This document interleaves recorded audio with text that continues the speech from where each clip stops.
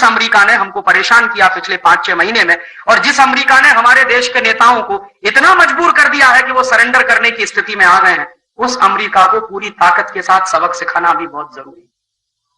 America की स्थिति इस तरह के गुंडे की है जो पहले हाथ पकड़ता है, फिर बाहों तक पकड़ लेता है, फिर गर्दन पकड़ लेता है और फिर गर्दन दबा दी देता है। अमेरिका दोस्त नहीं हुआ किसी का, जापान का नहीं हुआ तो हमारा क्या?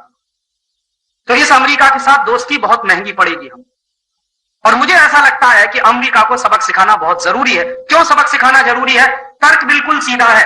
अमेरिकी सरकार ने भारत पर आर्थिक पाबंदी इसलिए लगाई कि हमारे वैज्ञानिकों ने 5 आणविक परीक्षण किए।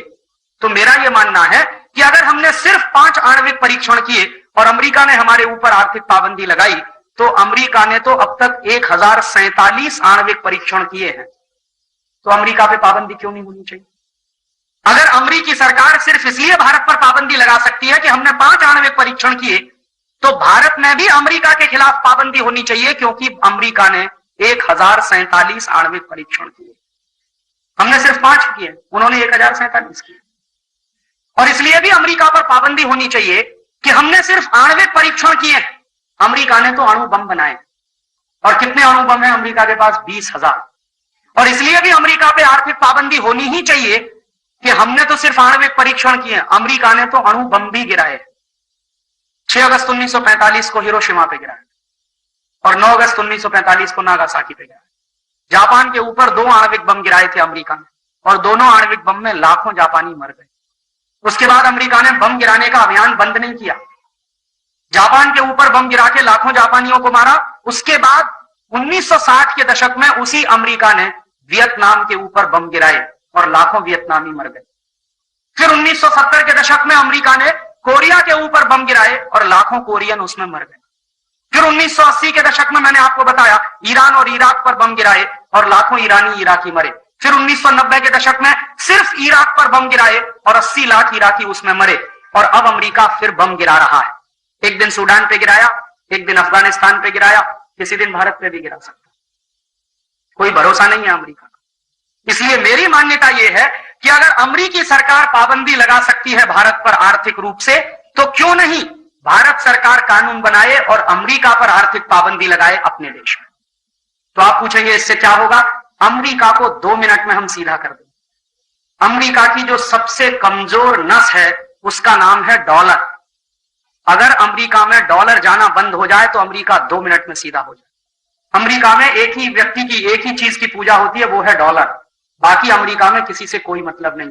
जिस दिन अमेरिकी सरकार को डॉलर का नुकसान होना शुरू हो जाएगा भारत के कारण, उसी दिन अमेरिकी सरकार 2 मिनट में सरेंडर कर देगी। अमेरिका कागजी शेर है, कोई बहुत दम नहीं है अमेरिका। चीन वाले अमेरिका से हमेशा सरेंडर करवा लेते हैं सिर्फ डॉलर के धमकी पर। चीन की सरकार कैसे सरेंडर करवाती है अमेरिका से? चीन की सरकार ऐसे सरेंडर करवाती है अमेरिका से कि चीन से जो डॉलर अमेरिका जाता है उसको बंद कर देते, पाबंदी लगा देते हैं उसको। तो जब चीन से डॉलर जाना अमेरिका में बंद हो जाता, 2 मिनट में अमेरिकी राष्ट्रपति सीधा हो जाता और चीन में दौड़कर जाता है समझौता करने। अभी आपको मालूम है बिल क्लिंटन गया था चीन थोड़े दिन पहले, 1000 लोगों को लेके गया था, ऐसे जैसे दूल्हे की बारात जाती। तो 1000 लोगों को लेकर अमेरिका चीन में क्या करने गया था बिल क्लिंटन? क्यों गया था? इसलिए गया था कि चीन की सरकार ने एक कानून बना दिया है अभी कुछ दिन पहले। जानते हैं क्या कानून बना है? अमेरिका की कोई भी कंपनी चीन में आएगी, पूंजी निवेश करेगी, वहां तक तो ठीक है, लेकिन वही अमेरिका की कंपनी चीन से पूंजी ले जाएगी, उस पर पाबंदी। तो वो कहते हैं ले आओ पैसा लगा दो हमारे देश में, लेके जाने की अनुमति नहीं। तो अमेरिका ढीला हो गया। दूसरा कानून क्या बना दिया है चीन की सरकार ने कि अगर अमेरिका की कोई कंपनी मुनाफा कमाएगी और चीन से अमेरिका ले जाने की कोशिश करेगी, तो उसके लिए कानून यह है, मान लीजिए कोई अमेरिकी कंपनी ने $1 अरब का मुनाफा कमाया चीन में और वो $1 अरब का मुनाफा ले जाना चाहते हैं अपने देश में, तो कानून ये बना दिया है कि पहले आप चीन का $1 अरब का माल अमेरिका में बेच कर आइए, उससे $1 अरब कमा कर लाइए, फिर चीन से $1 अरब अमेरिका में ले जाइए।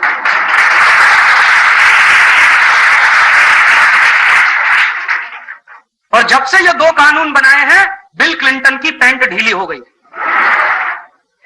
और दौड़ दौड़ के रोज चीन जाता है उनसे समझौता करने, और चीनी सरकार उनको घास नहीं डालती। पहले अमेरिका ने कोशिश की कि चीन के राष्ट्रपति को अपने देश में बुला लिया जाए। उसने कहा मुझे जरूरत नहीं है आपके आने की, आपको झक मार के आना हो तो आइए। और यही बिल क्लिंटन जो चीन के बारे में कहता था कि ये दुनिया में सबसे अत्याचारी देश है, सबसे ज्यादा लोगों पे अत्याचार होते हैं, चीन में डेमोक्रेसी नहीं है, प्रजातंत्र नहीं है। थिएनआनमेन चौक पर एक बार वहां हत्याकांड हुआ था जिसमें चीन के नौजवान मारे गए थे। तब से लेकर चीन को ब्लैकलिस्ट किया हुआ था अमेरिकी राष्ट्रपति बिल क्लिंटन ने। उसी बिल क्लिंटन को ले जाके खड़ा कर दिया चीनी सैनिकों ने थिएनआनमेन चौक पर और कहा कि झुको और सलाम करो इसको। और बिल क्लिंटन को सलाम ठोकना पड़ा वहां। और उसके बाद बिल क्लिंटन ये सब करता गया। चीनी सरकार जो कहती गई वो करती गई, इस उम्मीद में कि शायद चीन की सरकार मेरी भी एक बात मान लेगी, ये डॉलर आना शुरू हो जाएगा चीन से।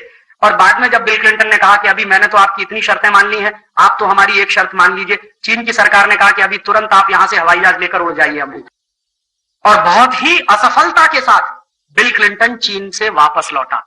और इतनी खिंचाई हुई है बिल क्लिंटन की उनके पार्लियामेंट में जिसकी आप कल्पना नहीं कर सकते।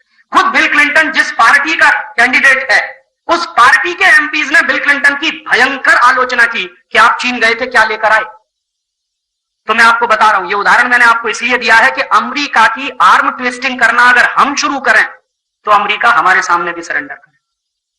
अगर हमने इसको अपने सिर पर चढ़ने दिया, इसकी गीदड़ भभकी में आकर हमने सरेंडर किया तो ये हमको खा जाएगा।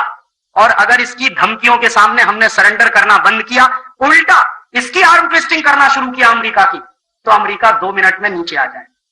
तो आप पूछेंगे उसका रास्ता क्या है? उसका बिल्कुल सीधा सा रास्ता है, जो काम चीन की सरकार ने किया है वो काम हम कर दें।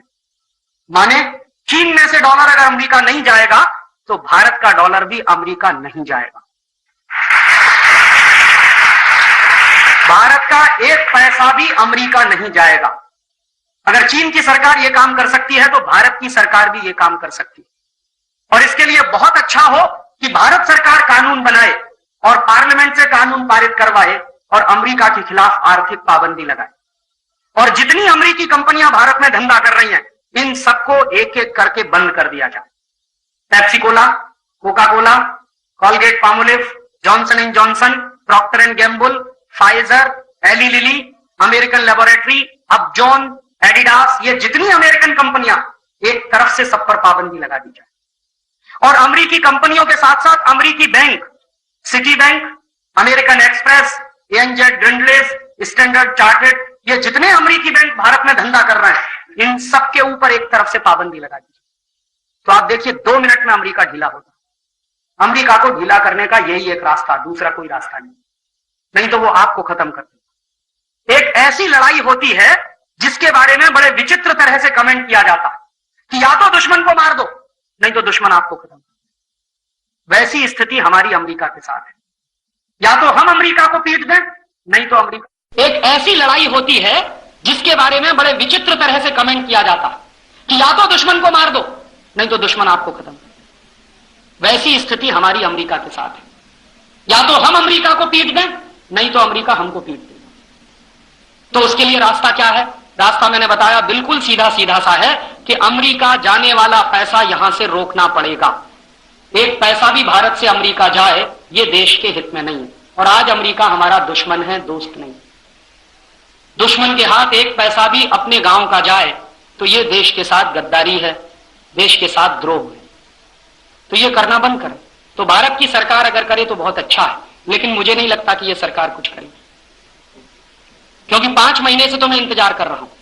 जब से अमेरिका ने आर्थिक पाबंदी लगाई है, मैं एक एक दिन गिन रहा हूं कब भारत की सरकार अमेरिका पे आर्थिक पाबंदी लगाती। और मैंने ये बात मई के महीने में ही प्रधानमंत्री तक पहुंचाई है। ऐसा नहीं है कि आप कहेंगे राजीव भाई आप कभी मिले थे। मई के महीने में ही इन सारी बातों को बहुत ही डिटेल तरीके से ड्राफ्ट बनाकर मैंने प्राइम मिनिस्टर और फाइनेंस मिनिस्टर तक पहुंचा दिया कि आप ऐसे ऐसे पाबंदी लगाइए अमेरिकी कंपनियों पर, अमेरिकी बैंकों पर, भारत का इतना भला हो जाएगा। और मैंने तो उसमें यह कैलकुलेशंस दिए हैं कि अगर अमेरिका ने आर्थिक पाबंदी लगाई हमारे ऊपर और वहां से $2 अरब आना बंद हो गया भारत में, $200 करोड़ आना बंद हो गया भारत में, तो अगर हम अमेरिका के सिटी बैंक पर पाबंदी लगा दें, पेप्सी कोला पर पाबंदी लगा दें, कोका कोला पर पाबंदी लगा दें, उनकी दूसरी थॉमसन नाम की कंपनी पर लगा दें, एलजी नाम की कंपनी पर लगा दें, तमाम अमेरिकी कंपनियां हैं जिन पर हम पाबंदी लगा दें, तो देश का तो कुछ खास नुकसान नहीं होने वाला, लेकिन हजारों करोड़ रुपया हर साल अमेरिका जाने से बच जाएगा। वहां से सिर्फ $200 करोड़ नहीं आएगा और यहां से हजारों करोड़ नहीं जाएगा। लेकिन अभी तक तो सरकार ने सुना नहीं। और मुझे अफसोस है, एक बहुत ही गंभीर अफसोस है मुझे। आप पूछेंगे क्या? इस सरकार में 3 ऐसे मंत्री हैं जिन्होंने एक जमाने में कोका कोला को भारत से भगाया था 1977 में। 1977 में श्री मोरारजी भाई देसाई प्रधानमंत्री बने और उस सरकार में श्री अटल बिहारी वाजपेयी विदेश मंत्री बने और उसी सरकार में जॉर्ज फर्नांडीज उद्योग मंत्री बने और उसी सरकार में लाल कृष्ण आडवाणी सूचना और प्रसारण मंत्री बने। और 1977 की उस सरकार ने 24 घंटे में अमेरिकी कंपनी कोका कोला को भारत से भगा दिया। सिर्फ 24 घंटे लगे थे और कोका कोला को नोटिस दिया गया था कि या तो 24 घंटे में आप भारत छोड़ोगे, नहीं तो हम आपकी सारी संपत्ति जब्त करेंगे। और कोका कोला भाग गया। यहां कुछ गम नहीं है इन परदेशी कंपनी, एक झटके में कोका कोला भाग गया। और कोका कोला भागा, उसके पीछे आईबीएम भागा, एक अमेरिकी कंपनी जिसका नाम है इंटरनेशनल बिजनेस मशीन, कंप्यूटर बनाती है, वो भागी यहां से। फिर आईबीएम के पीछे पीछे आईसीएल भागा, इंटरनेशनल कंप्यूटर्स लिमिटेड, ये भी अमेरिका की कंपनी। तो कोका कोला भागा, आईबीएम भागा, आईसीएल भागा और एक एक करके सब अमेरिकी कंपनियां भागने वाली थी, लेकिन वो सरकार गिर गई, तो इसलिए वो काम अधूरा छूट गया। तो मुझे ऐसा लगता था कि जिन सरकारों ने कोका कोला को भगाया, जिन मंत्रियों ने कोका कोला को भगाया, जब वो दोबारा से मंत्री बन जाएंगे इस देश में तो 24 घंटे में कोका कोला को भगाएंगे, पेप्सी कोला को भगाएंगे। लेकिन 5 महीना हो गया है इंतजार करते करते, ना तो कोका कोला को भगाया ना पेप्सी कोला को भगाया। तकलीफ मुझको यह है कि जो श्री अटल बिहारी वाजपेयी विदेश मंत्री थे, आज प्रधानमंत्री। जो जॉर्ज फर्नांडीज पहले उद्योग मंत्री थे, आज रक्षा मंत्री। जो लाल कृष्ण आडवाणी पहले सूचना और प्रसारण मंत्री थे, आज गृह मंत्री हैं। माने तीनों का ही प्रमोशन हुआ और तीनों की ही ताकत पहले से ज्यादा। अटल जी तो सीधे प्रधानमंत्री है ना, और जॉर्ज फर्नांडीज तो रक्षा मंत्री है ना, और लाल कृष्ण आडवाणी तो गृह मंत्री हैं। ये तीनों ही मंत्रालय 1, 2, 3 नंबर के हैं। प्रधानमंत्री होता है, फिर गृह मंत्री होता है, फिर रक्षा मंत्री होता है, फिर वित्त मंत्री होता है। तो 1, 2, 3 पोजीशन पर तीनों वो लोग हैं जिन्होंने कोका कोला भगाया। और आज उन्हीं के जमाने में गांव गांव में सबसे ज्यादा कोका कोला बिक रहा है। सबसे ज्यादा अफसोस की बात है इस देश में। इससे क्या नतीजा निकालना चाहते हैं? मैं एक ही नतीजा निकालना चाहता हूं कि सत्ता के अंदर जाकर चरित्रहीनता कैसे पनपती है, उसका यह सबसे बड़ा उदाहरण देखने को।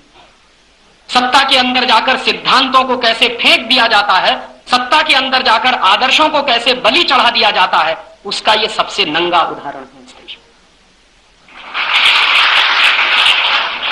तो मुझे तो उम्मीद नहीं है कि यह सरकार करेगी। तो फिर आप पूछेंगे किससे उम्मीद है? मुझे आप लोगों से उम्मीद है।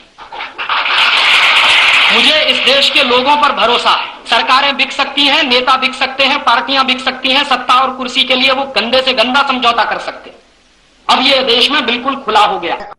मुझे इस देश के लोगों पर भरोसा है। सरकारें बिक सकती हैं, नेता बिक सकते हैं, पार्टियां बिक सकती हैं, सत्ता और कुर्सी के लिए वो गंदे से गंदा समझौता कर सकते हैं। अब ये देश में बिल्कुल खुला हो गया। कोई पार्टी समझौता करने में किसी से पीछे नहीं और कोई पार्टी कीचड़ और दलदल में गिरने में किसी से पीछे नहीं। हर पार्टी ने रिकॉर्ड कायम किया है कि तू ज्यादा गिरा कि मैं ज्यादा गिरा। और अब इस देश में मैं मानता नहीं कि कोई भी पार्टी राष्ट्रवादी है। हर पार्टी कुर्सीवादी है, सत्तावादी है, स्वार्थवादी। राष्ट्रवादी तो कोई है नहीं इस देश में। अगर ये राष्ट्रवादी होते तो तनख्वाहें बढ़ाते, पगारें बढ़ाते 3-3 गुनी। इस साल तो इनको यह सिद्ध करना चाहिए था कि हमारा राष्ट्रवाद इतना प्रखर है कि हम हिंदुस्तान में 2-3 साल पगार नहीं लेंगे। कोई नेता भूखा नहीं मरता, कभी मरा भी नहीं है इस देश में। इस देश में 40 करोड़ लोग गरीबी की रेखा के नीचे हैं। इस साल गरीबी और तेजी से बढ़ रही है, महंगाई तेजी से बढ़ रही है, भुखमरी तेजी से बढ़ रही है। भारत के कारखाने बंद हो गए हैं। 2,62,000 कारखाने इस देश के बंद हो गए हैं। 8 करोड़ मजदूर इस देश के बेरोजगार हो गए हैं। पिछले 8 साल से जो उदारीकरण की नीतियां भारत में चल रही हैं, उन उदारीकरण की नीतियों का यह नुकसान हुआ है पूरे के पूरे देश को। तो मुझे ऐसा लगता था कि भारत के राष्ट्रवादी नेता कम से कम इतना तो करेंगे कि पगार नहीं लेंगे इस साल। क्योंकि मैंने सुना है और मुझे मालूम है कि पाकिस्तान के नेता इस समय पगार नहीं ले रहे। पाकिस्तान का प्रधानमंत्री नवाज शरीफ बिना पगार के काम कर रहा, बिना वेतन के काम कर रहा। पाकिस्तान का राष्ट्रपति बिना वेतन के काम कर रहा। पाकिस्तान के जितने मंत्री हैं, जितने खासदार हैं, बिना वेतन के काम कर रहे हैं। क्यों? अमेरिका ने जब से आर्थिक पाबंदी लगाई है, पाकिस्तान की आर्थिक हालत थोड़ी खराब हो गई है। तो पाकिस्तानी सरकारों ने अपने तमाम खर्चे कट कर दिए और सारे के सारे खर्चे कट किए हैं। पहले प्रधानमंत्री ने पगार लेना बंद किया, राष्ट्रपति ने बंद किया, तभी खासदारों ने बंद कर दिया। मुझे ऐसा लगता था कि पाकिस्तान के नेता अगर इतने राष्ट्रवादी हैं तो भारत के नेता तो इससे कई गुना ज्यादा राष्ट्रवादी, लेकिन हमारे नेताओं ने तो सिद्ध ये किया कि उन्होंने पगारें 3 गुनी बढ़ाई। इनके राष्ट्रवाद का सबसे बड़ा पाखंड है ये, इससे ज्यादा पाखंड कुछ हो नहीं सकता इस देश में राष्ट्रवाद के नाम पर। इसलिए मैं कहता हूं कि कोई पार्टी राष्ट्रवादी नहीं है, सब सत्तावादी, कुर्सीवादी, स्वार्थवादी। इसलिए अब इन पार्टियों पर भरोसा करना छोड़ दीजिए, क्योंकि पार्टियों पर भरोसा करते करते ही इतना बड़ा सत्यानाश हमने झेला है इस देश में। नेताओं पर भरोसा करना छोड़ दीजिए। ये नेता कब क्या पलटी खाएंगे, जिंदगी भर जिन सिद्धांतों का विरोध करते रहे श्री अटल बिहारी वाजपेयी, अभी उन्हीं सिद्धांतों पर सरेंडर करने जा रहे हैं। ये कैसे मैं स्वीकार करूं इस बात को? जितने भाषण मैंने अटल बिहारी वाजपेयी के सुने हैं, हर भाषण में यही वो कहते थे कि राष्ट्र की संप्रभुता से कोई समझौता नहीं होता। राष्ट्र की संप्रभुता एक ऐसी चीज है जिस पर कोई समझौता नहीं होता, कोई सरेंडर नहीं होता। अभी वो खुद वही करने जा रहे हैं, तो कैसे मानूं मैं? तब ऐसा लगता है कि सबके सबको धृतराष्ट्र की आत्मा ने लील लिया। धृतराष्ट्र अंधा था। भगवान कृष्ण धृतराष्ट्र को अंधा क्यों कहते थे जानते हैं? वो इसलिए अंधा नहीं कहते थे कि तुम्हारी आंखें नहीं है, ये तो सच था कि उसकी आंखें नहीं थी। वो अंधा इसलिए कहते थे कि सत्ता मोह में, पुत्र मोह में वो अंधा था, और सत्ता हाथ से ना चली जाए इसके लिए धृतराष्ट्र कुछ भी करने को तैयार था। चाहे जितना अधर्म करना पड़े, चाहे जितना कुकर्म करना पड़े, चाहे जो करना पड़े, सत्ता मेरे बेटों के हाथ से नहीं जानी चाहिए, सत्ता मेरे हाथ से नहीं जानी चाहिए। इसी के लिए धृतराष्ट्र को भगवान कृष्ण ने अंधा किया कि तुम स्वार्थ में अंधे हो। और आज के नेताओं के बारे में तो मैं यही कहता हूं कि धृतराष्ट्र तो बिना आंखों के अंधा था, वो पुत्र मोह में अंधा था। इन लोगों को कौन सा पुत्र मोह है?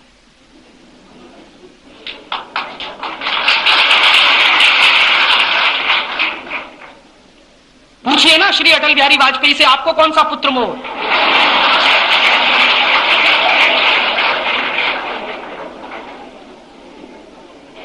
और धृतराष्ट्र आंखें नहीं होने के कारण अंधा था, ये तो सब आंखें होते हुए अंधे।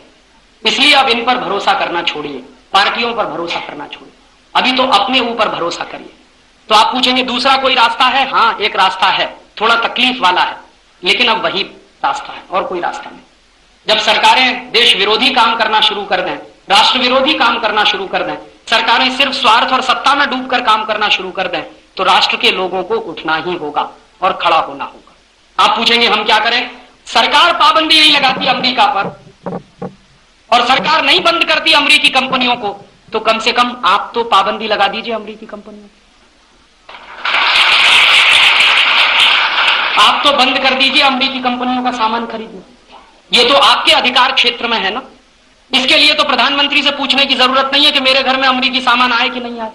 आप अपने घर के प्रधानमंत्री हैं, आप अपने घर का फैसला करिए, और आपके घर में यह फैसला होना ही चाहिए कि कोई भी अमेरिकी सामान आपके घर में नहीं आएगा, क्योंकि अमेरिका हमारा दुश्मन है, और अमेरिका हमारा दुश्मन है, और इस स्तर का दुश्मन है कि भारत को बर्बाद करने की कोई भी कोशिश वो चूकना नहीं चाहता। बिल क्लिंटन ने इस बात को 2 बार कहा है, इसकी गंभीरता को सोचते रहिए। बिल क्लिंटन ने कहा कि सोवियत संघ को खत्म करने के बाद अब भारत हमारी हिट लिस्ट में नंबर 1 पर, इसलिए भारत को खत्म करना अभी अमेरिका का सबसे बड़ा उद्देश्य है।